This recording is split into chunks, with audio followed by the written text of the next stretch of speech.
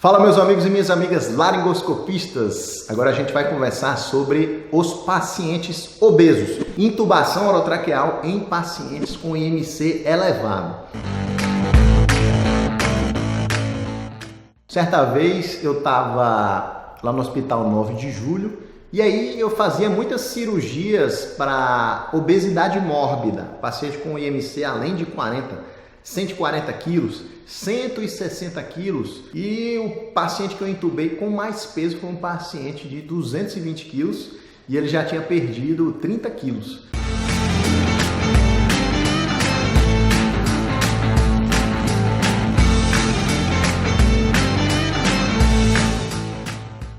E aí cheguei para esse paciente aí, né? Fui lá no quarto dele. Opa, com licença, seu José Aguinaldo, inventei esse nome agora. Seu José Aguinaldo, tudo bem com o senhor? Fiquei sabendo que o senhor vai fazer aquela cirurgia da redução do estômago, é verdade?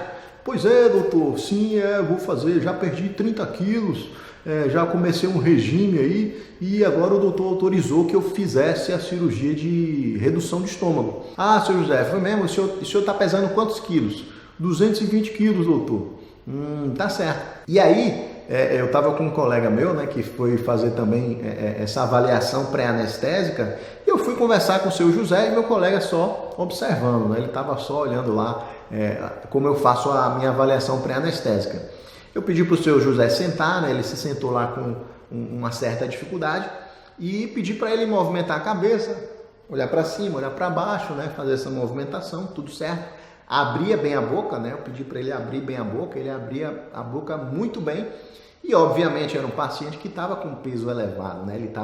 Ele tem aquelas características do paciente que é obeso, ele tem um certo acúmulo de gordura aqui nessa região, às vezes ele quando se deita, né? Ele fica todo imerso ali naquela gordura que ele tem, só que na minha visão de anestesista, seria uma via aérea que dava para trabalhar, né? Só que quando eu saí do quarto, aquele meu colega que foi comigo, né, fazer a avaliação desse paciente aí, ele já estava com a cara meio de assustado já, né? Ele estava já assim, Thiago, e aí, bicho?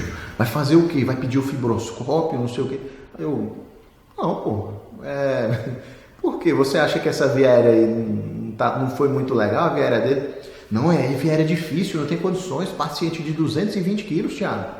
Sem condições, vamos ter que fazer um fibroscópio aí, né? Vamos ter que chamar o pessoal da fibroscopia ou a gente mesmo vai fazer a fibroscopia. Aí eu, não, pô, vamos fazer uma tentativa. Você que vai entrar comigo na cirurgia também, vamos fazer um plano A e o plano B, certo? O nosso plano A vai ser fazer um belo posicionamento desse paciente, por mais que ele tenha 220 quilos, inclusive até a maca do paciente era uma maca especial devido a tanto peso que ele tinha. Então a gente vai fazer um bom posicionamento para ele, caprichoso mesmo, para ficar de livro. Vamos fazer uma sedação ideal, com doses adequadas. E de plano B, eu vou deixar lá na sala um videolaringoscópio. Lá no hospital a gente tem o McGrath. Então a gente deixa lá o McGrath e qualquer coisa, eu pego o McGrath e a gente faz a intubação orotraqueal com o videolaringoscópio, beleza? Aí eu vi que ele não ficou muito à vontade não, mas como a anestesia era minha, né, ele estava ali me acompanhando, ele aceitou, né, o que eu sugeri. Maravilha, descemos lá para a nossa sala cirúrgica. Nesses pacientes com peso elevado, nós não fazemos a medicação pré-anestésica, que é um midazolam intramuscular ou via oral, para que o paciente chegue dormindo.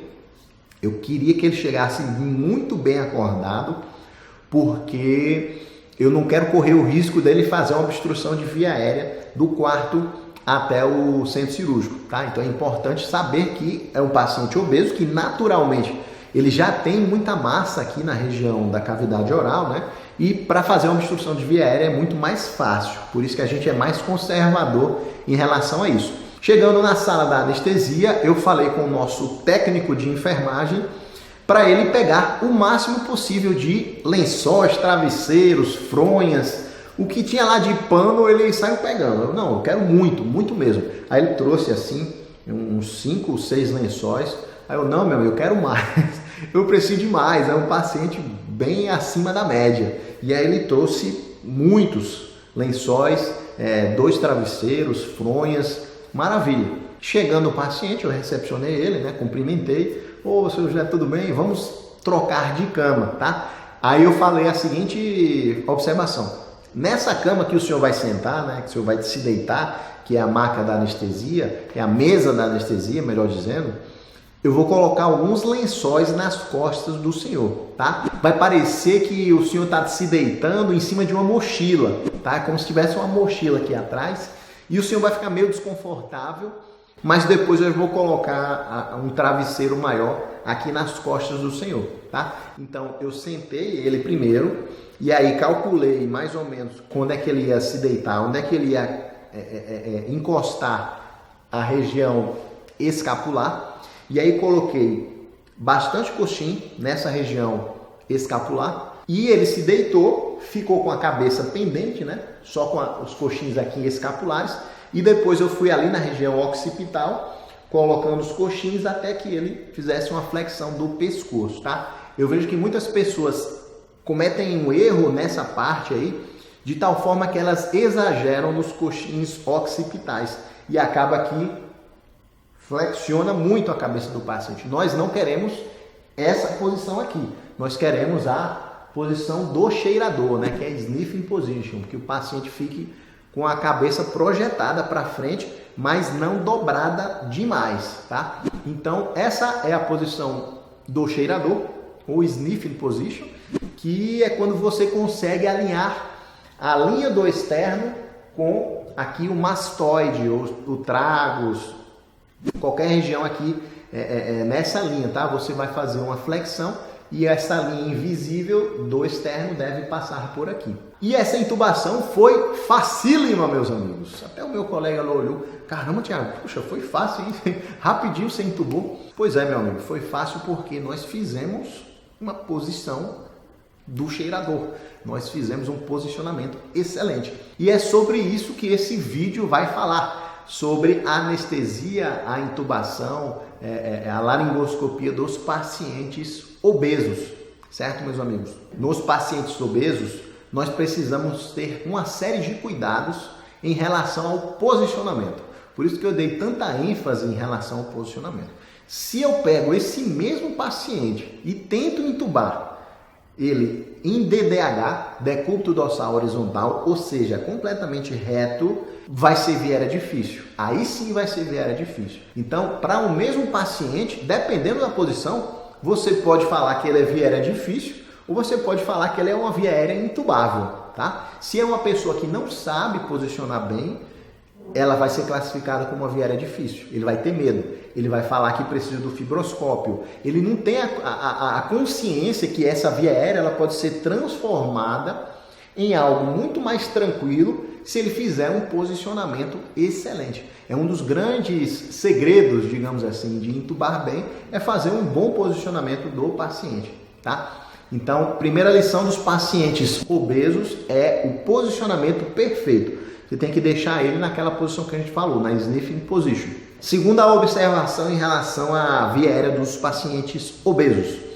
Eles têm muita gordura aqui na região abdominal e essa gordura comprime o pulmão deles. Então isso é muito ruim porque quando a gente vai fazer a pré-oxigenação, né, quando o paciente está fazendo a respiração espontânea e a gente coloca a máscara para ele respirar aquele ar a 100%, você quer encher o pulmão dele de oxigênio a 100%. E você pede para ele respirar fundo, né, 8 vezes, a máscara bem acoplada, ou então de 3 a 5 minutos, respirando em volume corrente. E acaba que, como ele tem muita massa abdominal, o pulmão dele está comprimido, meus amigos. E aí, infelizmente, quando você tira a máscara e quando você faz a sedação, rapidamente ele já começa a dessaturar. Ele não consegue ficar muito tempo em apneia. É algo muito ruim, porque você precisa ser muito mais rápido, você precisa ser muito mais ágil para fazer a intubação destes pacientes. E aí existe uma dica que você pode fazer, né? Se você tem uma maca que ela é regulável, você pode fazer um proclive, de forma que quando você aumenta o ângulo da cabeceira e baixa dos membros inferiores, aquela massa abdominal, ela dá uma caída, tá? Se você não consegue fazer isso com a sua maca, você pode fazer só uma elevação do dorso do paciente. E isso já faz com que toda aquela massa abdominal que estava comprimindo o pulmão do paciente, ela seja aliviada. Pela gravidade mesmo, ela vai ser aliviada e vai dar mais espaço para o pulmão expandir, e ali você consegue colocar mais ar dentro daquele pulmão que estava antes comprimido. Isso aí entra um conceito muito interessante, que é a capacidade residual funcional. Tiago, pelo amor de Deus, Tiago, agora você vai vir com teorias, mas essa teoria é uma teoria muito legal. Capacidade residual funcional é o ar que fica no seu pulmão quando você entra em apneia. Se você olhar alguns gráficos aí da espirometria, né? Simplesmente é o volume residual, que a gente nunca consegue tirar do nosso pulmão, mais a capacidade expiratória que você tem. Ou seja, é o ar que você consegue expirar, que já está no seu pulmão, né? Fazendo a espirometria aqui, mais aquele ar que você não consegue expirar. Essa é a capacidade residual funcional. E esse ar que já fica no seu pulmão quando você entra em apneia é o ar que a gente lota de oxigênio, né? A gente satura de oxigênio a 100% durante a pré-oxigenação. E é justamente esse ar que está no seu pulmão, que é um oxigênio a 100%, que você vai consumindo ele quando você fica em apneia. E aí, se o seu pulmão é pequenininho, ele está comprimido, né, pela sua gordura abdominal, consequentemente tem muito menos ar para você consumir durante a apneia, e significa que você vai dessaturar muito mais rápido. Então, ao fazer essa manobra, né, do proclive, da elevação do dorso, você consegue fazer com que o pulmão do paciente expanda mais, certo? Um terceiro ponto aí em relação aos pacientes obesos, é em relação às doses. Meus amigos e minhas amigas, se o paciente ele tem um peso maior, ele vai precisar de doses maiores, meus amigos. Provavelmente você vai precisar fazer muito mais fentanil, ou opioide que você escolher. Você vai precisar fazer muito mais hipnótico e principalmente, meus amigos, os bloqueadores neuromusculares serão em doses maiores. E aí vem uma dúvida que eu sempre recebo em relação à sedação dos pacientes obesos. Tiago, eu preciso usar o peso ideal ou o peso real dos pacientes obesos? Para essa situação de intubação, que você vai usar um opioide, um hipnótico e um bloqueador neuromuscular, você irá usar o peso real, certo? É o peso realmente que o paciente tem na balança. Para outras situações, por exemplo, como é o caso da ventilação mecânica, você irá usar o peso ideal destes pacientes, tá? Mas para a sedação, não tem problema você usar o peso real. Se o paciente tem 1,50 m, mas ele tem 200 kg, você irá usar os 200 kg como base de cálculo para as suas doses, tá? Por quê? Porque esse paciente ele tem muito mais água no corpo. Apesar de o volume central, o primeiro espaço dele, né, o compartimento central dele, se alterar pouco, ele tem, no geral, muito mais água que uma pessoa normal com um peso de 90, 100 quilos, tá? Então nós precisamos sim usar doses bem maiores de fentanil, de etomidato, ou midazolam, ou propofol, e dos bloqueadores neuromusculares também, certo? Então, não ache que é o paciente que tem resistência à sedação, porque na maioria das vezes o problema está nas doses insuficientes.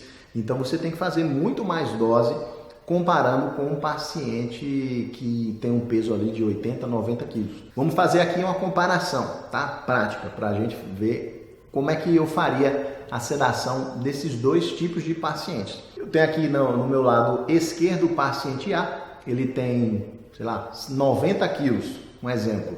E tenho no meu lado direito um paciente de 180 quilos. Para o paciente de 90 quilos, vamos supor que é uma cirurgia eletiva, tá? Vamos fazer a mesma cirurgia de uma colecistectomia, retirada da vesícula. No paciente A, do meu lado esquerdo, eu faria aí uns 4 ml de fentanil para fazer a intubação dele pelo lado da analgesia. Para o paciente B, do meu lado direito, né, o paciente de 180 quilos, eu faria entre 8 a 10 ml de fentanil para que ele fosse bem coberto do lado analgésico, tá? Mais ou menos o dobro aí eu iria utilizar para que ele não sofresse tanto na minha intubação orotraqueal. Paciente A de 90 quilos, depois desses 5 ml de fentanil que eu fiz, eu faria 15 ml de propofol para ele, tá? Para fazer uma boa sedação, para tirar a consciência dele. Já no nosso paciente B, do lado direito, de 180 quilos, seria a ampola inteira de propofol, uns 20 ml aí, com certeza seria muito suficiente para tirar a consciência dele. E caramba, Thiago, por que você não fez o dobro, né? Se aqui você fez 15 ml de propofol, por que você não fez 30 ml de propofol num paciente obeso de 190 quilos? Porque eu já compensei bem em relação ao fentanil. Lembre-se que o fentanil e os opioides no geral, né, eles potencializam tudo que vem depois dele. Então, se eu fiz uma dose generosa aqui de 10 ml de fentanil, com certeza esses 20 ml de propofol serão mais do que suficientes para tirar a consciência do paciente, tá? Esse é o objetivo principal do hipnótico, não fazer com que o paciente lembre do ato da intubação. E agora vem o ponto principal, que é o bloqueador neuromuscular. Para esse paciente aqui de 90 quilos, eu faria 2 ampolas de rocurônio, sem problema nenhum. Essas 2 ampolas de rocurônio me permitiriam intubar esse paciente muito mais rápido, porque é uma dose de sequência rápida, e mesmo sendo uma cirurgia eletiva, eu não gosto de ficar brincando, né? Eu prefiro fazer uma dose maior de rocurônio, considerando que nesse hospital que eu trabalho tem o reversor do rocurônio, né? Que é o Bridium Sugammadex.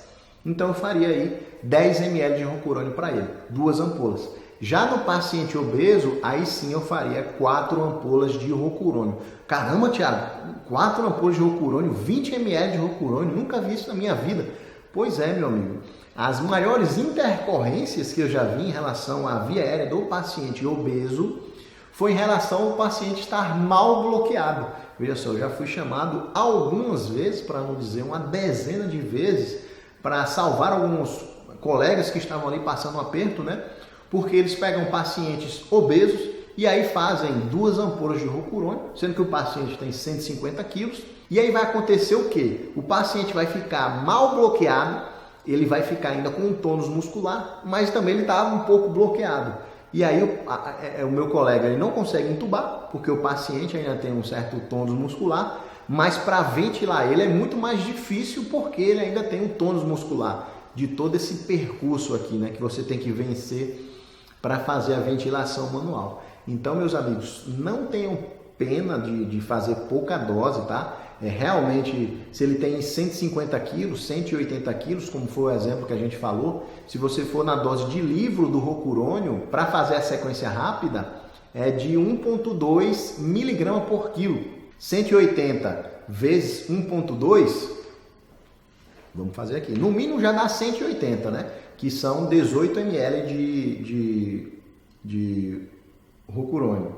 Vamos fazer aqui 180 vezes 1,2, 216 miligramas de rocurônio, quase 22 ml de rocurônio. Eu estou fazendo uma dose ali perto de 1,1 para os 20 ml nesse paciente obeso. Então, é uma das grandes dicas que eu dou para você na hora de intubar pacientes obesos.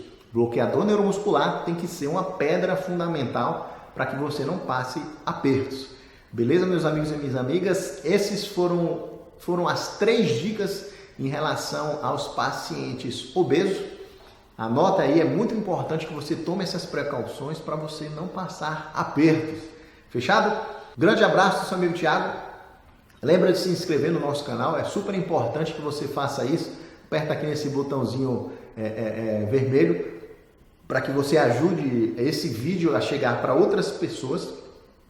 Vou colocar aqui em cima também um outro vídeo relacionado às doses dos bloqueadores neuromusculares. Vou colocar o vídeo da succinilcolina para você fazer uma comparação também. E é isso.